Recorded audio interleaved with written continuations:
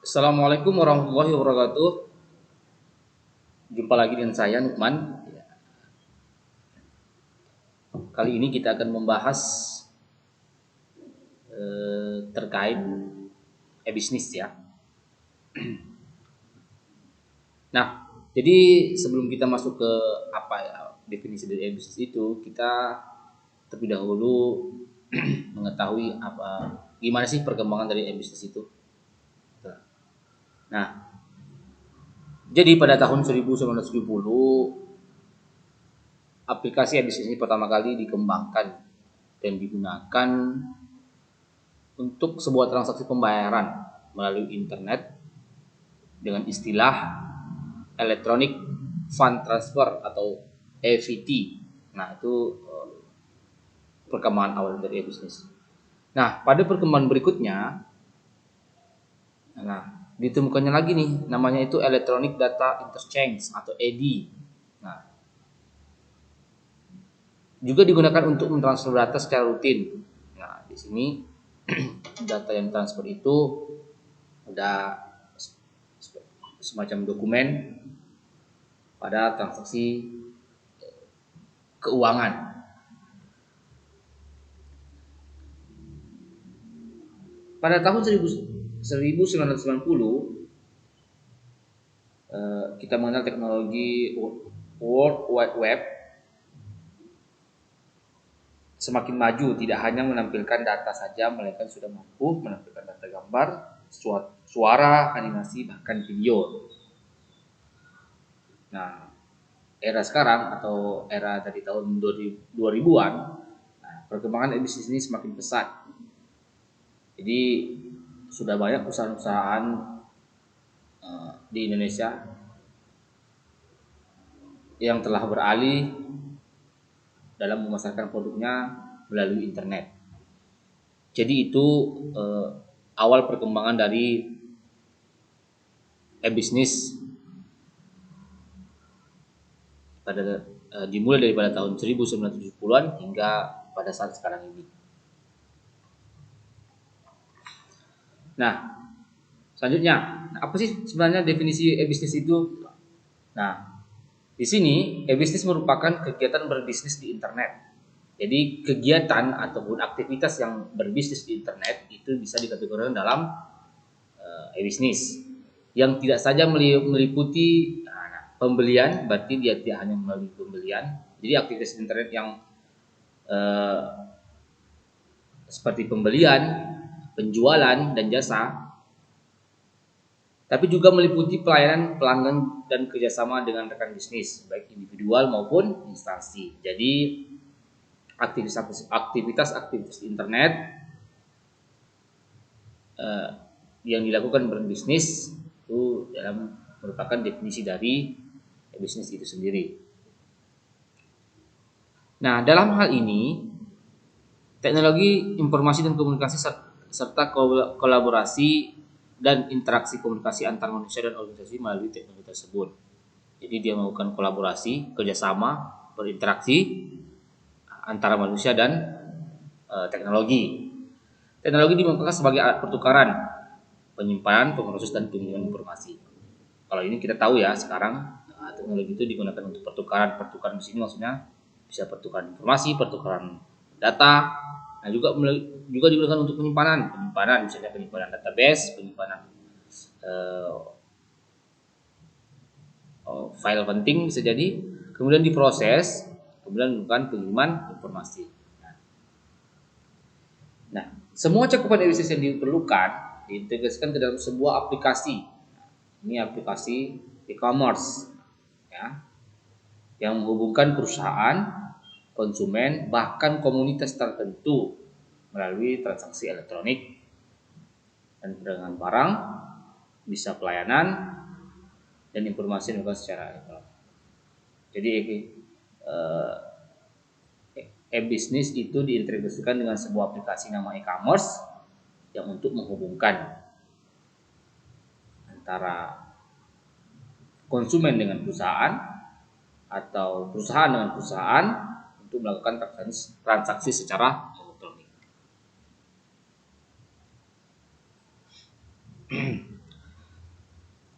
Selanjutnya, apa sih hubungan e-bisnis dan e-commerce gitu? Kenapa e-bisnis ini menggunakan sebuah aplikasi untuk melakukan transaksi? Jadi kenapa e-bisnis ini menggunakan e-commerce? Apa hubungannya gitu?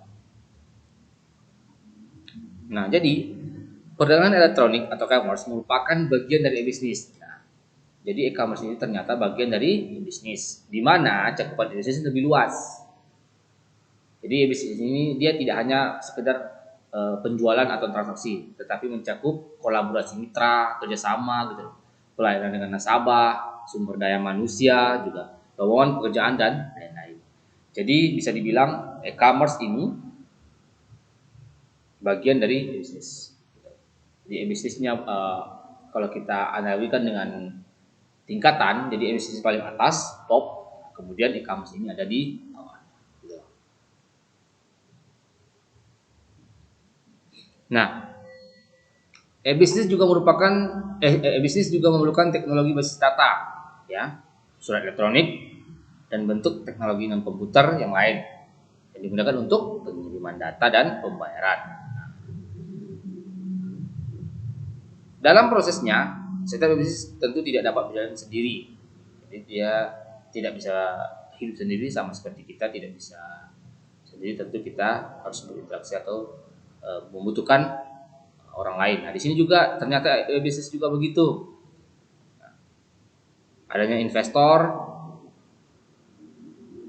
adanya interaksi dengan pihak eksternal dan dari organisasi itu sendiri. Seperti kita membutuhkan supplier, konsumer sudah pasti, investor juga mendukung sebuah bisnis kita, kreditur, pemerintah dan media. Jadi kita saling membutuhkan dalam bisnis yang akan kita bangun atau bisnis yang sedang kita jalani. Nah, selanjutnya jadi bisnis ini ternyata juga penerapan bisnis ini juga menghasilkan dampak yang positif atau efek yang bagus untuk bisnis kita. Yang pertama itu revenue stream baru yang mungkin lebih menjanjikan dan tidak bisa ditemui di sistem transaksi tradisional. Jadi ya ini karena bisnis berbasis elektronik, jadi ini tidak bisa kita temukan di transaksi tradisional yang harus, misalnya contohnya kita harus bertemu antara satu pembeli dengan konsumen harus bertemu secara langsung. Nah, kalau di bisnis sekian itu tidak bisa ditemui gitu. Kemudian yang kedua dapat meningkatkan pasar market exposure.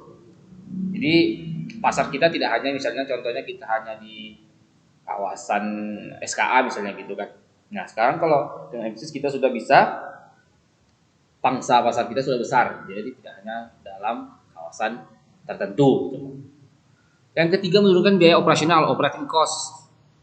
Tentu ya, karena berbasis elektronik kita biaya operasional tentu sangat mengurangi gitu, sangat terbantu kita dengan berkurangnya biaya operasional.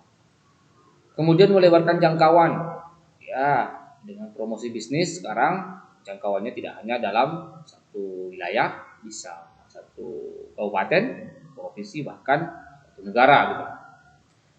Kemudian meningkatkan customer loyalty ya. Selanjutnya memperpendek waktu produksi dan pemasaran. Jelas ini ya, memperpendek waktu produksi dan pemasaran ya sama-sama kita tahu lah dengan bisnis elektronik pemasarannya lebih gampang dan cepat gitu.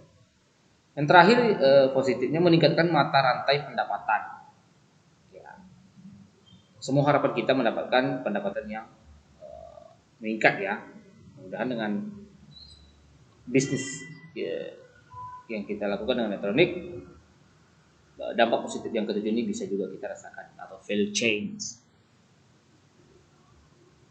Nah, ternyata bisnis ini tidak hanya memberikan dampak positif, dampak negatifnya tentunya ada ya. Tidak ada suatu pekerjaan ataupun suatu hal yang kita lakukan mendapatkan satu dampak saja. Tentu ada dampak positif dan negatif atau dampak baik dan dampak buruk. Nah, dampak negatif. Yang pertama, pencurian informasi rahasia yang berharga. Nah, ini ketika kita bermain atau menggunakan bisnis elektronik, kita harus berhati-hati dengan pencurian informasi rahasia yang berharga. Bisa jadi mungkin data kita ya, data pribadi kita yang harusnya konsumsi kita pribadi, jadi konsumsi atau bisa dilakukan untuk orang lain. Yang kemudian yang kedua itu kehilangan kesempatan bisnis karena gangguan pelayanan. Bisa terjadi kehilangan kesempatan karena gangguan pelayanan. Mungkin pelayanan kita respon kita lambat ataupun sejenisnya, itu bisa mempengaruhi bisnis kita. Kemudian yang ketiga, kehilangan kepercayaan dari para konsumen. Ya jelas, dengan berbisnis elektronik, konsumen kan kita tidak bertemu secara langsung. Jadi kepercayaan yang diberikan oleh konsumen harus betul-betul kita jaga. Karena apabila kita melakukan suatu kesalahan, itu sangat mempengaruhi kepercayaan dari konsumen tersebut. Yang keempat, penggunaan akses ke sumber oleh pihak yang tidak berhak. Ini lebih ke apa ya namanya itu, pengamanan ya, pengamanan akses atau penggunaan akses. Kita harus membatasi agar orang-orang yang tidak berhak atau tidak harusnya menggunakan akses bisa dia gunakan. Jadi itu dari kita bagaimana agar akses itu bisa kita batasi ya. Yang kelima, kerugian yang tidak terduga. Nah, kalau ini sudah pasti ya, karena kerugian itu namanya di transaksi penjualan ataupun sejenisnya bisnis itu ada kerugian. Tidak hanya dari pendapatan saja atau pendapatan saja yang meningkat, akan tetapi kerugian juga akan selalu mengintai kita lah ya, apabila kita tidak berhati-hati. Nah, selanjutnya aplikasi e-bisnis. Jadi ini merupakan fitur ya, fitur yang harus ada pada aplikasi e-bisnis. Yang pertama ada namanya ERP, Enterprise Resource Planning. Jadi merupakan komponen utama dari e-bisnis. Dengan kata lain, ERP adalah sistem operasi bisnis setara dengan sistem Windows. Nah, jadi ya kalau kita punya laptop, sistem operasi kita Windows. Nah, kalau bisnis ini, sistem operasinya itu ERP, Enterprise Resource Planning. Nah, apa sih fungsi dari ERP ini? Yang pertama, sistem informasi untuk perusahaan manufaktur. Jadi dia sebagai sistem informasi. Yang kedua, berperan mengintegrasikan dan mengotomatisasi proses bisnis. Jadi dia ya bagaimana semua fitur ataupun modul ataupun apa itu namanya ya, menu lah ya, terintegrasi dan bisa mengotomatisasi di proses bisnis. Yang kemudian back office system, konsumen dan publik tidak dilibatkan. Jadi di sini ya, ERP ini ya internal kita gitu, perusahaan kita, bisnis kita gitu, konsumen dan publik tidak dilibatkan. Yang selanjutnya client server software, baik desktop maupun berbasis web. Jadi ini ada pilihan ya, bisa berbasis laptop atau berbasis web. Selanjutnya memiliki kemampuan untuk mengelola sebagian besar transaksi. ERP berarti mengelola sebagian besar ya transaksi. Jadi kita menggunakan ERP untuk mengolah data lah ya, khususnya di subbagian transaksi. Kemudian data dapat diakses secara real time. Ini ya sekarang kan kata-kata real time itu seperti apa ya? Wajib lah ya, bukan wajib ya. bisa dikatakan wajib, bisa data itu real time, jadi update setiap saat gitu. Nah, fitur yang bisnis yang kedua ada CRM, Customer Relationship Management, atau kustomasi dan personalisasi produk dan layanan secara detail berdasarkan kebiasaan beli, keinginan dan kebutuhan konsumen. Jadi ini lebih ke apa ya? Ya lebih ke data tadi lah, bagaimana konsumen itu dapat menerima data ataupun layanan secara real time ya. Nah, fungsinya apa sih gitu? Yang pertama merupakan penggambaran hubungan sistem dengan konsumen. Nah, ya kan? Jadi dia penghubung sistem dengan konsumen. Kemudian fitur aplikasi ini namanya CRM, Customer. Yang kedua, usaha perusahaan dalam menjaga hubungan dengan konsumennya. Jadi apa ya? Agar kerjasama ataupun transaksi terjaga hubungannya ya, jadi makanya CRM ini. Yang ketiga, strategi bisnis perusahaan ya, ini jelas ya, strategi bisnis perusahaan atau bisnis kita berjalan dengan baik. Yang terakhir, sebuah tool untuk memahami konsumennya. Jadi ini bisa dibilang apa ya, kita ingin tahu konsumen kita itu seperti apa, nah makanya kita menggunakan CRM ini.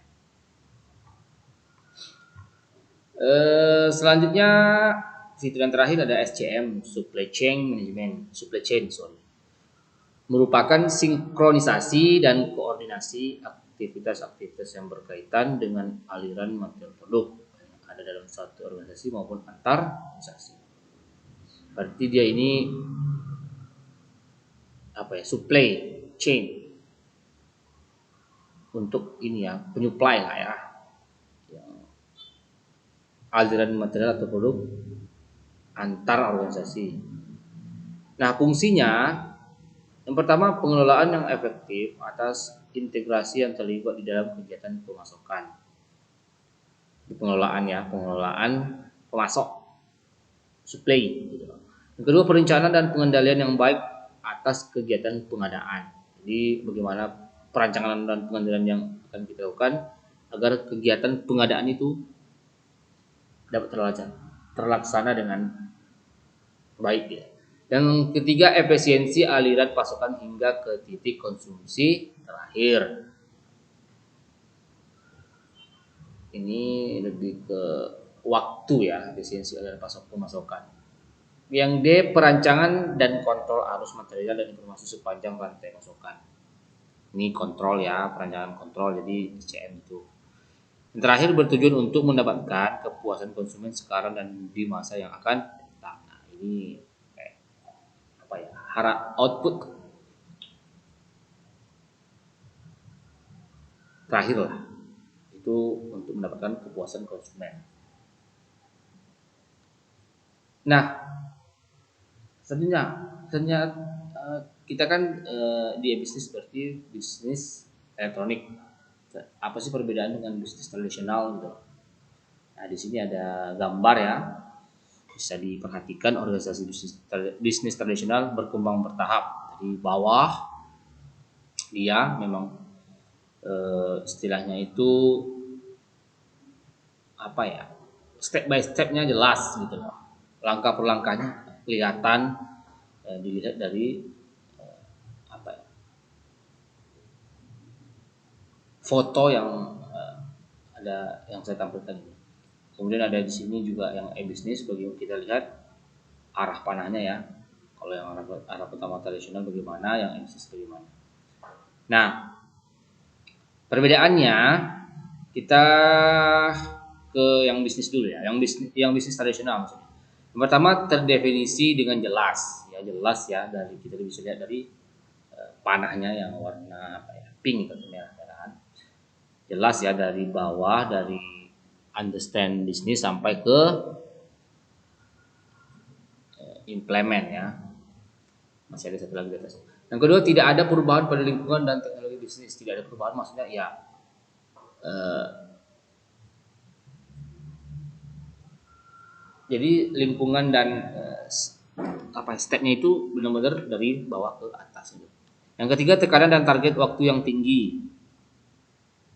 Selanjutnya, pembelajaran yang berkelanjutan. Jadi ini ada pembelajaran berkelanjutan di proses bisnis tradisional. Yang di bisnis atau yang karakteristik dari perjalanan bisnis, yang pertama, definisi masa depan tidak jelas. Bisa kita lihat dari turun naiknya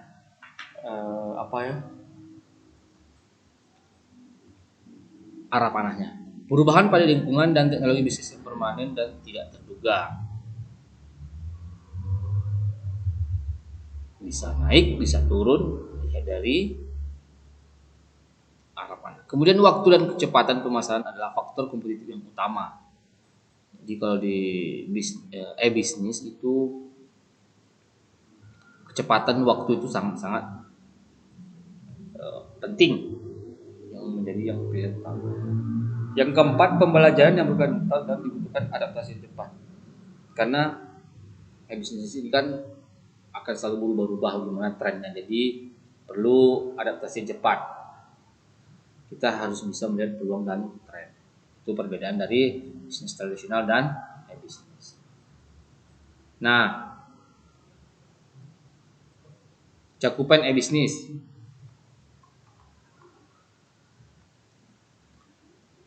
Dimensi ruang lingkup bisnis menggunakan prinsip 4W. Pertama, kita lihat dari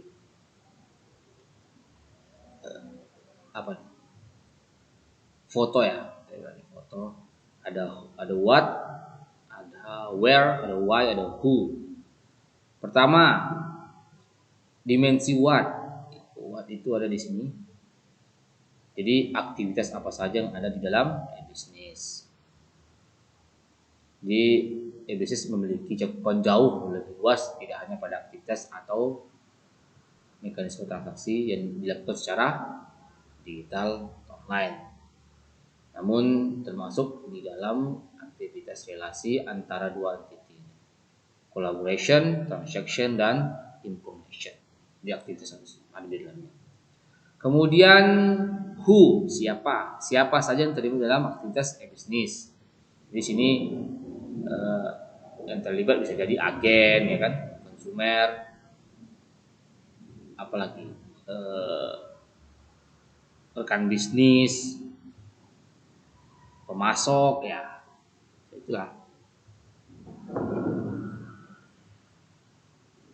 Kemudian yang ketiga, where, di mana saja aktivitas bisnis dapat dilakukan. Where di sini bisa di mana saja, hosted anywhere.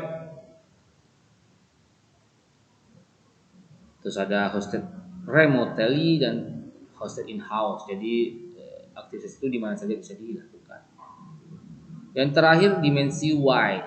Mengapa para praktisi bisnis di seluruh dunia sepakat mengimplementasikan bisnis? Kan gitu. Kenapa gitu? Mengapa gitu? Jadi mengapanya? Karena itu ada, kita lihat di sini, transformational outcome, ada relationship outcome, dan cost. Nah, jadi ada yang berhubungan dengan harga. Mengapa itu? Di sini ada cost, ada transformational. Jadi ini alasannya mengapa mereka melakukan bisnis. Selanjutnya ada spektrum value bisnis.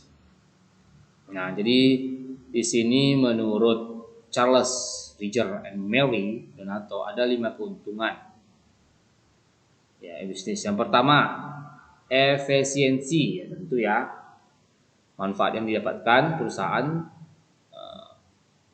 dengan bisnis ya efisien ya.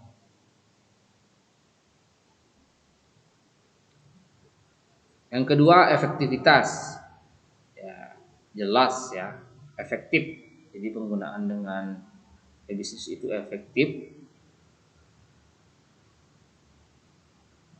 sangat signifikan yang kita rasakan keuntungan dengan e-bisnis. Kemudian jangkauan jelas ya, besar, banyak. Jangkauan kita luas, luas, lebih tepatnya luas. Kemudian yang keempat, struktur. Di struktur ini terciptanya berbagai jenis produk dan jasa akibat konvergensi berbagai sektor industri yang selama ini secara struktur terlihat berdiri sendiri-sendiri. Jadi struktur dia. Kemudian peluang, opportunity. Terbukanya kesempatan ya yang lebar bagi pelaku bisnis untuk berinovasi menciptakan produk maupun jasa baru akibat berkembangnya teknologi informasi pada zaman ke zaman dari waktu ke waktu.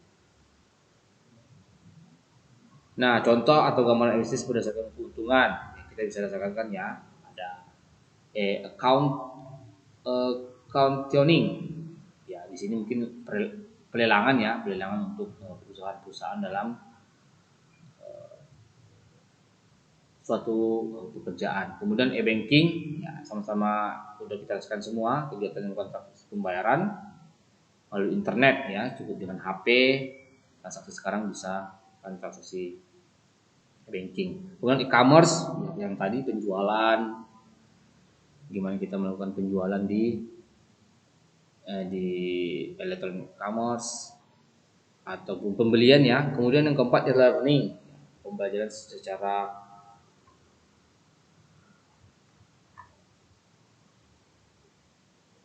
memanfaatkan ini pembelajaran yang memanfaatkan teknologi. Kemudian emailing, ya ini sarana ya untuk mengirimkan ataupun menerima surat format digital ya, itu email. Jadi ada 5 dari keuntungan dari penggunaan e-bisnis yang telah kita rasakan. Kemudian ini tren ya, karena bisnis sekarang teknologi semakin canggih, tentu tren ke arah e-bisnis. Nah, di sini ada beberapa kategori. Yang pertama customer, ya trennya ya pasti membutuhkan pelayanan yang lebih cepat. Kalau sekarang cepat, kalau bisa lebih cepat lagi gitu. Kemudian self service ya, kemudian lebih banyak pilihan produk. Ya kalau bisa semua bisnis ataupun itu bisa dilakukan dengan elektronik. Kemudian solusi yang terintegrasi. Jadi customer butuh solusi yang tepat. Kemudian e-service, pelayanan dan penjualan yang terintegrasi ya, dukungan yang memadai, pembayaran yang fleksibel, pengiriman yang dapat diandalkan, waktu proses yang singkat. Nah, ini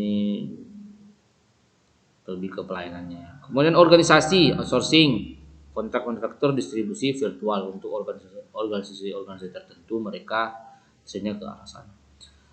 Untuk kategori pegawai, trennya itu penyaringan perekrutan. Ya, sekarang kan semua sudah melalui teknologi informasi ya. Kemudian mempertahankan kawan terbaik maksudnya.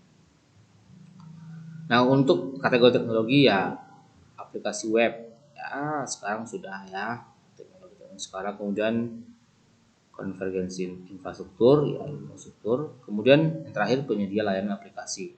Ya, saya rasa sekarang ya hampir semua kategori ini ya sudah arah ke bisnis semua gitu ya. Nah, ini jenis bisnis. Jadi bisnis itu ternyata ada beberapa jenis ya. Yang pertama B2C, business to consumer. Ini karakteristiknya itu antara organisasi dengan perorangan, jelas ya. Jadi dengan perusahaan dengan perorangan. Kemudian karakteristik yang keduanya nilai transaksi kecil, ya karena kan itu kan konsumen atau perorangan ya. Jadi rasanya dia kategorinya dikategorikan dengan transaksi kecil. Kemudian yang ketiga transaksi tidak sering terjadi. Ya ini karena dengan perorangan, beda dengan bisnis ataupun dengan pemerintah, relatif sederhana ya. Karakteristik ini ya betul kalau bisnis itu kan.